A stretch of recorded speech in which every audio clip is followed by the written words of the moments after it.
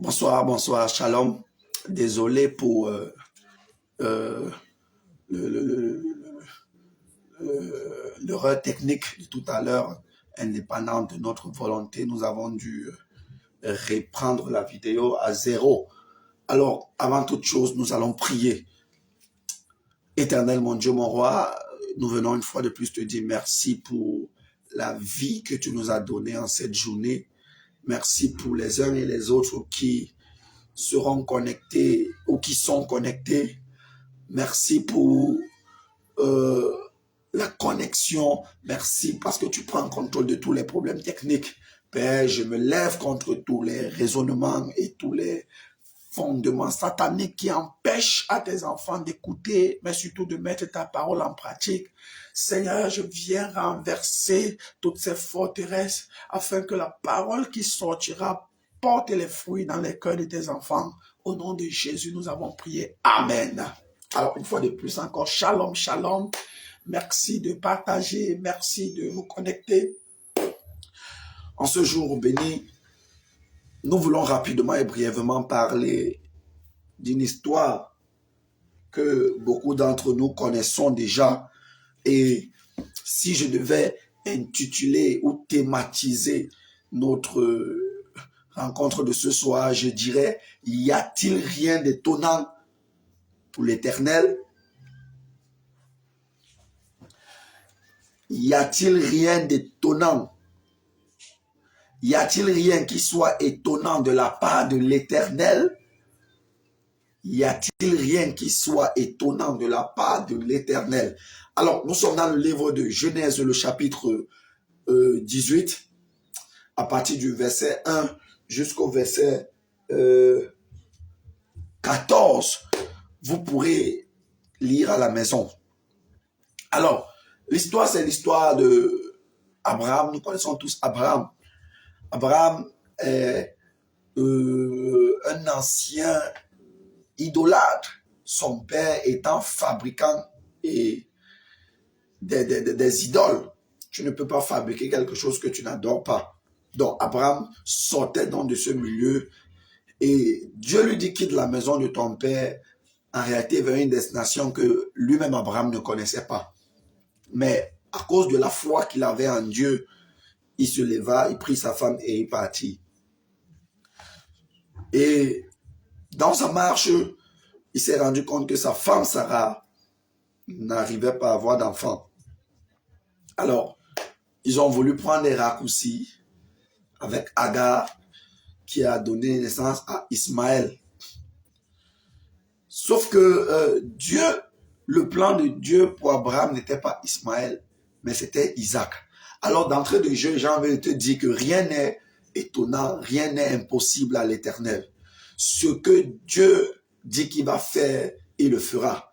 Dieu n'a pas besoin de l'aide. Dieu n'a pas besoin que toi tu l'aides. Dieu a juste besoin que tu aies de la foi en lui. Je dis bonsoir comme ça à toute personne qui est en train de se connecter. Que Dieu te bénisse, que Dieu te bénisse. Tu peux partager. Alors je disais, Dieu n'a pas besoin que tu l'aides. Dieu a besoin que tu aies foi en lui. Parce qu'on n'aide pas Dieu. Il est Dieu parce qu'il peut faire ce qu'il dit. Il est Dieu parce qu'il fait ce qu'il pense comme il veut. Amen. Et c'est dans cette optique que Abraham, sous la poussée de sa femme, a pris Agar. Alors, c'était la première erreur. Et lorsqu'on arrive au chapitre 18, là, Abraham est dépassé. Abraham vient d'avoir 99 ans. Or, lorsque Dieu parle à Abraham, il a 75 ans. Ça veut dire 24 ans plus tard, Abraham n'a pas encore reçu la promesse de Dieu. Bien-aimé, je vais commencer par te dire qu'il arrive que Dieu ne te bénisse pas au moment que toi tu penses que ça sera le bon moment. Dieu, connaissant toutes choses, il dit qu'il connaît la fin avant même le commencement. Alors, je vais t'inciter, bien-aimé, à être patient. Parce que, là, il dit, celui qui va persévérer jusqu'à la fin sera sauvé. Beaucoup de gens dans la marche chrétienne ont bien commencé. Mais au milieu du chemin, à cause des circonstances, à cause de ce que la réponse de Dieu, à cause de ce que le miracle de Dieu tardait à arriver, ils se sont découragés.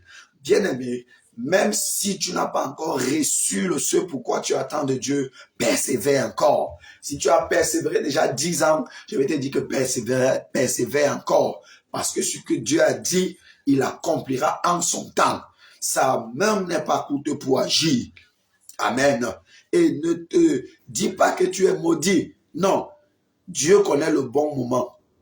Et dit, si nous les hommes qui sont méchants savons donner de mauvaises choses à nos enfants, à plus forte raison, lui, Dieu, qui est un bon père, saura quoi nous donner au bon moment. Je bénis le Seigneur comme ça pour la vie du grand frère Dari Kwika.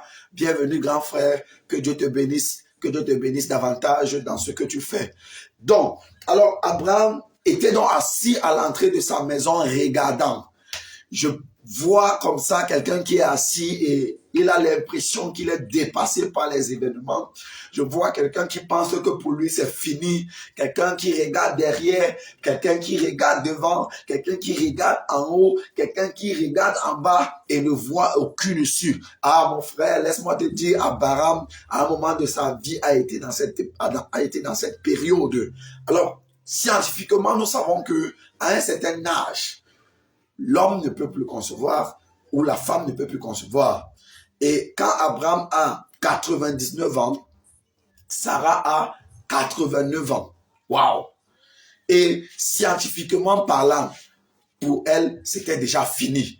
Et je vais te parler, toi, mon frère, toi, ma soeur qui m'écoute, quel que soit le rapport médical, quel que soit ce que les sorciers ont décidé, quel que soit ce que tes examens ont révélé, j'ai envie de te dire que ce n'est pas fini, car il n'y a rien qui soit impossible à l'Éternel. Il n'y a rien d'étonnant que Dieu ne puisse faire. Sarah avait déjà atteint la ménopause. J'ai même envie de dire la ménopause pro max. Alors, contre tout espoir, Sarah savait que pour elle était fini. Mais, un jour, pendant qu'Abraham était assis, la Bible dit dans le livre de Genèse chapitre 18 que l'Éternel apparut parmi les chênes de Mamré comme il était assis à l'entrée de sa tente pendant la chaleur du jour.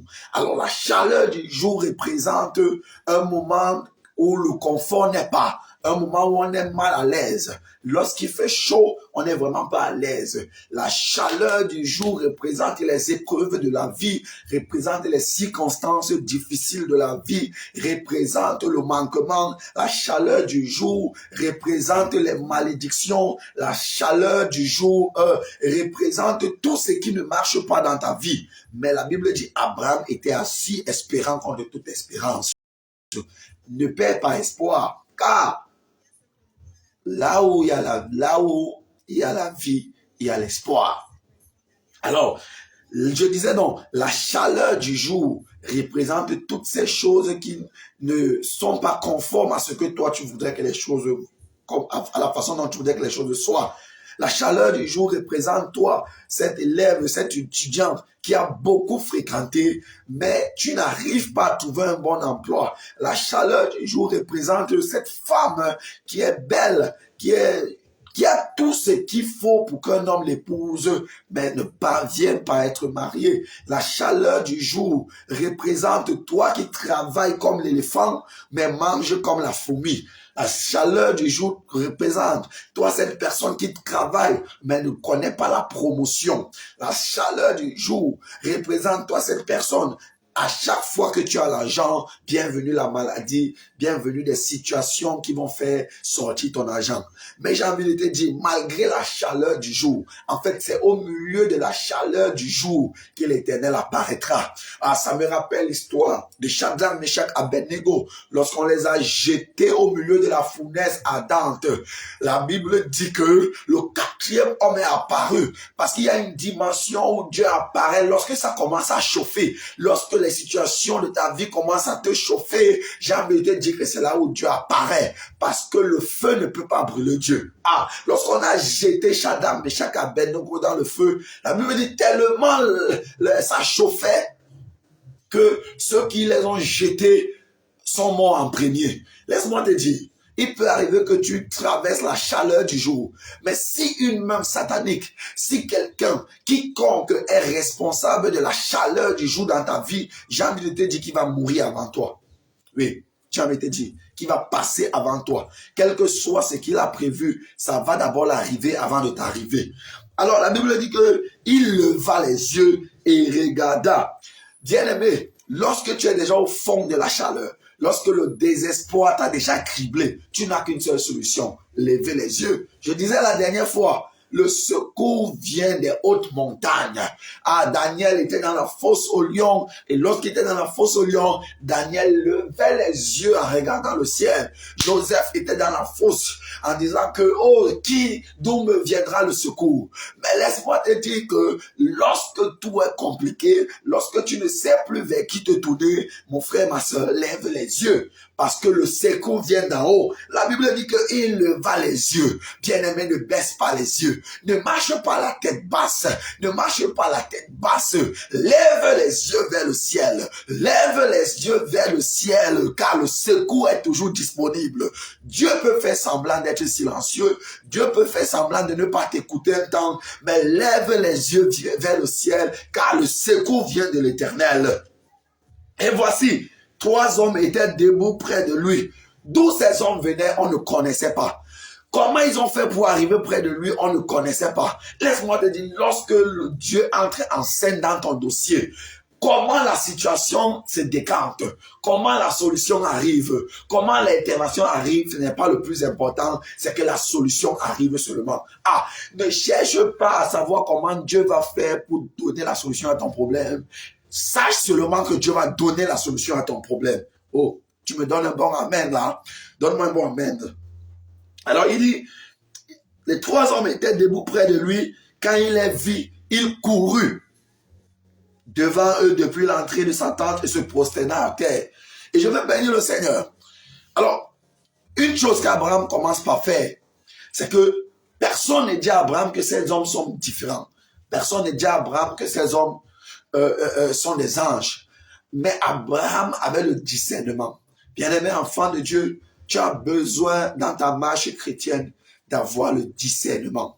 Le discernement va te permettre de connaître quel est l'esprit qui anime tel ou tel. Le discernement va te permettre de voir si je dois investir, si je ne dois pas investir. Le discernement va te permettre, ou bien va te permettre d'échapper à plusieurs situations. Amen. Abraham a vu ces personnes et il a compris que il a souvent vu des gens, mais ceux-ci sont différents. Alors il a couru vers eux. Oui, tu ne dois pas courir vers tout le monde, mais le discernement va te permettre de voir au-delà de ce que les hommes voient. Les hommes voient généralement ce qui frappe aux yeux, mais le discernement va te permettre de voir la personne telle que Dieu voudrait que tu vois la personne. Oh, plusieurs personnes d'entre nous avons raté notre moment de bénédiction, avons raté notre saison de bénédiction parce que nous n'avons pas eu le discernement de comprendre le temps et la saison. Dieu a envoyé la personne qui était censée te bénir. Dieu a envoyé la personne qui avait la solution à ton problème. Oh, mais tu n'as pas reconnu, peut-être parce que la personne n'avait pas une belle veste. La personne n'était pas comme toi tu avais pensé. Bien-aimé, Dieu regarde au cœur. L'homme regarde à ce qui frappe aux yeux. Arrête de regarder les gens de travers. Arrête de regarder les gens de travers. Dieu va te délivrer, mais Dieu risque de ne pas te délivrer comme toi tu penses là. Oui. Oui. Alors il dit, Seigneur, si j'ai trouvé grâce à tes yeux, ne passe point, je te prie, loin de ton serviteur. Bien-aimé, lorsque par le discernement, tu découvres que c'est l'envoyé du Seigneur, c'est l'ange du Seigneur pour ta vie, bien-aimé, refuse que la personne passe comme ça. Laisse-moi te dire quelque chose. La bénédiction marche. La bénédiction marche avec les gens. La bénédiction, lorsque Jésus meurt, Jésus dit, j'ai tout accompli. Ça veut dire que ta bénédiction même est déjà accomplie, ta guérison est accomplie, ta délivrance est accomplie, mais parfois c'est dans la vie de quelqu'un. Et lorsque tu vas recevoir la personne qui porte ta bénédiction, Permets-moi de te dire que tu vas recevoir ta bénédiction. Permets-moi de te dire que tu vas recevoir ta guérison, ta délivrance et ce pourquoi tu pries depuis. Parfois, tu ne reçois pas parce que tu ne sais pas accueillir. Bien-aimé, soyons hospitaliers. Bien-aimé, soyons hospitaliers. Hospitaliers. Abraham parlait avec Dieu. Abraham comprenait Dieu. Abraham vivait le miracle de Dieu. Mais malgré cela, il a compris que les 3 personnes qui passent là-bas, c'est en elles que Dieu a mis mon miracle. À partir d'aujourd'hui, mon frère, ma soeur, deviens la personne la plus hospitalière de ton entourage. Sème.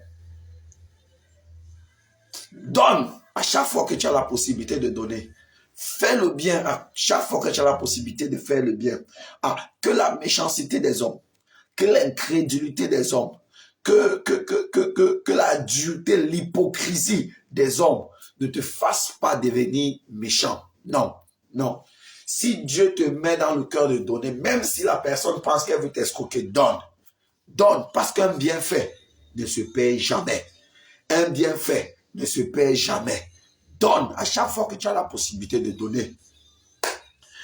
Alors, Abraham, dans son élan d'hospitalité, il court, il prend tout le nécessaire. Et lorsque nous arrivons au verset 11, la Bible dit, non, au verset 10, il dit, à partir du verset 9, il demande où est Sarah, ta femme? Et Abraham répond qu'elle est là. Et il dit, je reviendrai vers toi l'année prochaine et Sarah, ta femme, aura un enfant. Alors, lorsque tu écoutes l'histoire, si tu lis jusqu'à lorsqu'ils sont allés à Sodome et Gomorrhe, Abraham a reçu 3 personnes. Mais Sodome et Gomorrhe a accueilli 2 personnes. La question que j'ai envie de te poser, où est partie la 3e personne? Alors, l'Esprit de Dieu me dit, en réalité, la 3e personne, c'était Isaac, qui était sous la forme spirituelle, mais qui attendait la bonne terre pour se matérialiser. Gloire soit rendue à Dieu, parce qu'Abraham avait compris cela. Isaac n'est plus parti. Isaac est une fois entré dans Sarah. Et l'année prochaine, personne n'est revenu, mais Sarah a accouché. Oh, laisse-moi te dire, ton hospitalité va t'apporter la solution à ton problème. Oui. Parfois, il arrive qu'on prie beaucoup. Parfois, il arrive qu'on jeûne beaucoup. Mais en étant chiche, en étant égocentrique, bien-aimé, libère, lâche, donne. Dieu aime celui qui donne. En fait, la marche avec Dieu est la marche des donneurs ou des donateurs.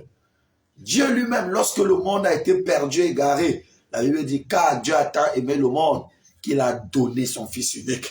Tu ne peux pas faire la marche avec Dieu si tu n'es pas quelqu'un qui donne. Et à force de garder un peu, tu vas finir par perdre sur beaucoup que Dieu avait pour toi. Bien-aimé, donne.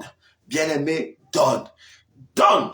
Donne encore. La Bible dit il dit, l'année prochaine, je vais me placer sur cette plateforme comme un prophète dans ta vie et te dire que l'année prochaine, à cette même période, le sujet de prière pour lequel tu pleures, le sujet de prière pour lequel tu jeûnes, que Dieu te l'accorde au nom de Jésus-Christ. Que Dieu te l'accorde au nom de Jésus-Christ, au nom puissant de Jésus-Christ. Quelle que soit cette situation qui t'a fait longtemps pleurer, pour le cas d'Abraham, c'était 24 ans. 24 ans de pleurs, 24 ans d'attente, mais en une fraction de seconde, Dieu a intervenu dans la vie d'Abraham. Ce que Dieu a fait pour Abraham, il le fera aussi pour toi. Ce que Dieu a fait pour Sarah, il le fera aussi pour toi. Ne désespère pas. Le temps n'est pas une limite de Dieu. Dieu a créé le temps, mais Dieu ne vit pas dans le temps. Dieu a créé le temps afin que nous les hommes, nous comprenions que rien n'est éternel. La Bible dit qu'il y a un matin et il y a un soir. Ça veut dire qu'il y a un matin, ça veut dire qu'il y a un commencement, ça veut dire qu'il y a une fin. J'ai envie de dire que la situation là n'est pas éternelle. Car il n'y a que Dieu qui est éternel. J'ai envie de dire que la situation là n'est pas éternelle. La situation là a une durée. S'il y a une date de commencement, je déclare qu'il y aura la date de la fin au nom puissant de Jésus-Christ. La situation là n'est pas éternelle. Abraham, ça a pris 24 ans. Pour le frère, pour l'homme à la piscine de Bethesda, ça avait pris 38 ans. Mais un jour, pour lui est fini. Et un jour, pour toi finira également. Je déclare, quelle que soit la situation qui persiste dans ta vie, quelle que soit la situation qui résiste dans ta vie, au nom de Jésus-Christ, que cela tombe maintenant. Oui, oui. Et il dit l'année prochaine, Sarah, ta femme, aura un fils. L'année prochaine, tu auras ta solution. L'année prochaine, à cette même période, tu marcheras dans ta bénédiction au nom puissant de Jésus-Christ. La Bible dit que Sarah rit. À un moment donné, Dieu ne veut même pas que tu crois. Lorsque le temps fixé par Dieu, parce que Dieu marche par des temps et des saisons. Lorsque le temps fixé, la Bible dit que elle rit en elle-même en disant, maintenant que je suis vieille, laisse-moi te dire, lorsque Dieu veut intervenir dans ta vie, aucune situation n'est éternelle. Reçois ma fille Yvonne, reçois au nom puissant de Jésus-Christ. Aucune situation n'est éternelle. Même si on a enlevé tes trompes, même si on a enlevé tes trompes, oui. Je disais même bonsoir à la sœur Maid of Zion. Je dis même si on avait enlevé tes trompes, Dieu n'a pas besoin de tes trompes pour te donner un enfant. Dieu a juste besoin de ta foi. Je dis que Dieu a juste besoin de ta foi. Sarah rit parce que selon les hommes, c'était devenu impossible pour elle d'avoir la solution. Mais rien n'est impossible à Dieu. Oui, je déclare que ta saison de floraison arrive. Je déclare que ta saison de floraison sonne. Oh, ce cantique me monte à cœur comme une fraîche rosée. Comme une fraîche rosée descend dessus de tous. Je déclare que la fraîche rosée descend dans ta vie, quelle que soit la zone qui était déserte, quelle que soit la zone qui était asséchée, reçois la floraison. Reçois la floraison. Reçois la floraison. Sois arrosé au nom puissant de Jésus-Christ. Sarah rit.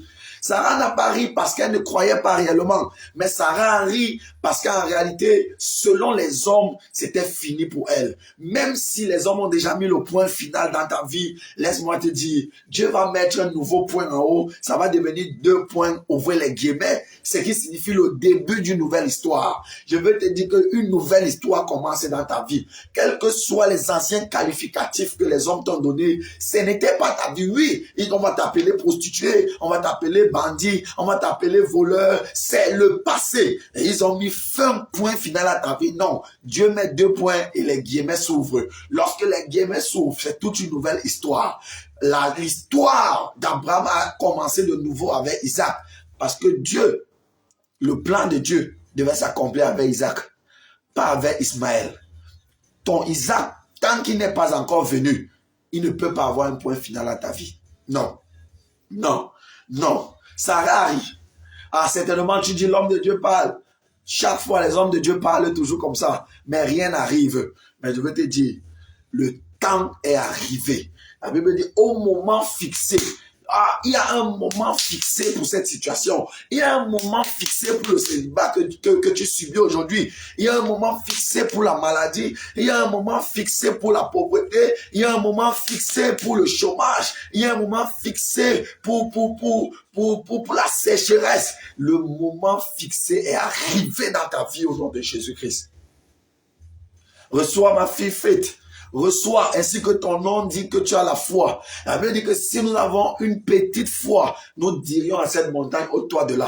Ou que ton nom Faith, que tu aies la foi qui déplace les montagnes dans ta vie. Aïe, aïe, aïe. L'Éternel dit à Abraham, elle dit, je suis vieille. Pour Sarah, le problème, c'était la vieillesse. Pour toi, le problème, lorsque tu regardes tes projets, peut-être le problème, ce sont les moyens financiers. Ah, pour une autre personne, le problème, il va dire, je n'ai pas les diplômes. Pour une autre personne, elle va dire, je n'ai pas les moyens pour aller à l'hôpital. Pour une autre personne, chacun d'entre nous a un prétexte. Chacun d'entre nous a une raison, normalement, qui fait en sorte qu'il pourrait douter. Mais Dieu n'a pas besoin de cette raison. Dieu a besoin de ta foi. Il a dit, si tu crois. Il a dit, si tu crois, si tu crois, si tu crois, tu verras.